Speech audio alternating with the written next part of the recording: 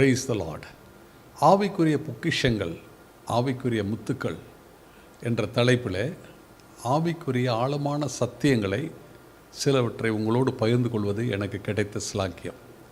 இந்த பொக்கிஷங்கள் உங்களுடைய ஆவிக்குரிய வாழ்க்கைக்கு நிச்சயமாகவே ஒரு பெரிய ஆசீர்வாதத்தை கொண்டு வரும் என்று நான் நம்புகிறேன்.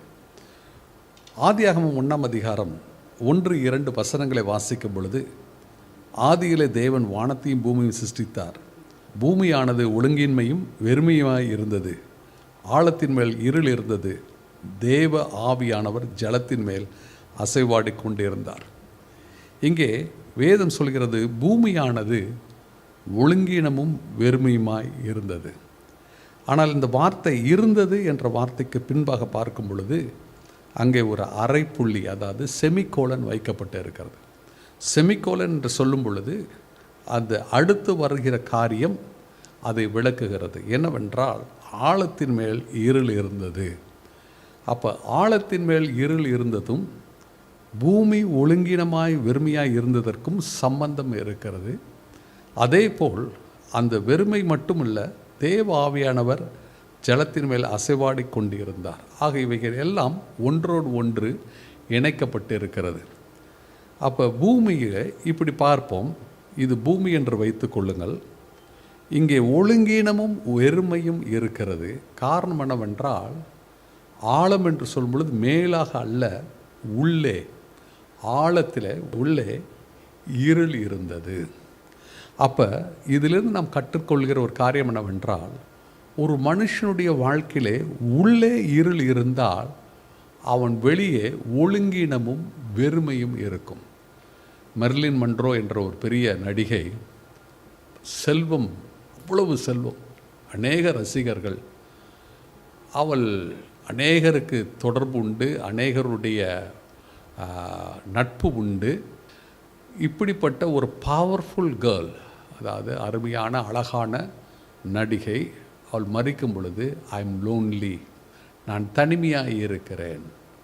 அப்போ யோசித்து பாருங்கள், ரசிகர்கள் இருக்கிறார்கள், பணம் இருக்கிறது, செல்வாக்கு இருக்கிறது, கனம் இருக்கிறது. ஆனாலும் அவள் வாழ்க்கையில் என்ன இருக்கிறது? ஒரு வெறுமை.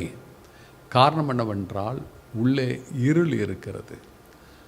ஆம் பிரியமானவர்களே, உங்கள் வாழ்க்கையில் வெறுமையும் ஒழுங்கினமும் இருக்கும் என்றால், ஏதோ ஒரு இடத்துல ஒரு இருள் உங்களுக்குள் வந்துவிட்டது. அந்த இருள் இருப்பதினால்தான் வாழ்க்கையில் ஒழுங்கினமும் வெறுமையும் இருக்கிறது. ஆகவே இந்த நாளில் இந்த வெறுமை என்று ஒரு காரியம் அல்லது ஒழுங்கினம் இருக்கும் என்றால், உடனே தேவ சமூகத்தில், ஆண்டவரே எனக்குள்ளே இருக்கிற அந்த இருளை எடுத்து போடும் என்று நீங்கள் உண்மையாக நீங்கள் கேட்கும் பொழுது ஆண்டவர் கிருபை செய்வார். அதே நேரத்தில் ஆவியானவரும் உங்களுக்கு உதவி செய்வார். தேவ ஆவியானவர் ஜலத்தின் மேல் அசைவாடி கொண்டிருந்தார். நான் விசுவாசிக்கிறேன், தேவ ஆவியானவர் அந்த இடத்துல வேண்டுதல் செய்தார். அந்த வேண்டுதல் நிமித்தம் இருள் நீங்கி வெளிச்சம் உண்டானது. அதே போல் கர்த்தர் உங்கள் வாழ்க்கையில் இருள் நீக்கி நிச்சயமாகவே வெளிச்சத்தை கட்டளையிடுவாராக. ஆமேன். கிறிஸ்துவுக்குள் பிரியமானவர்களே, சகோதரர் சாமுவேல் மோகன்ராஜ் அவர்கள் எழுதிய ஆவிக்குரிய புத்தகங்கள் உங்கள் ஆவிக்குரிய வாழ்க்கைக்கு மிகவும் பிரயோஜனமாக இருக்கும். இயேசுவின் ரத்தம் என்கிற புத்தகம்,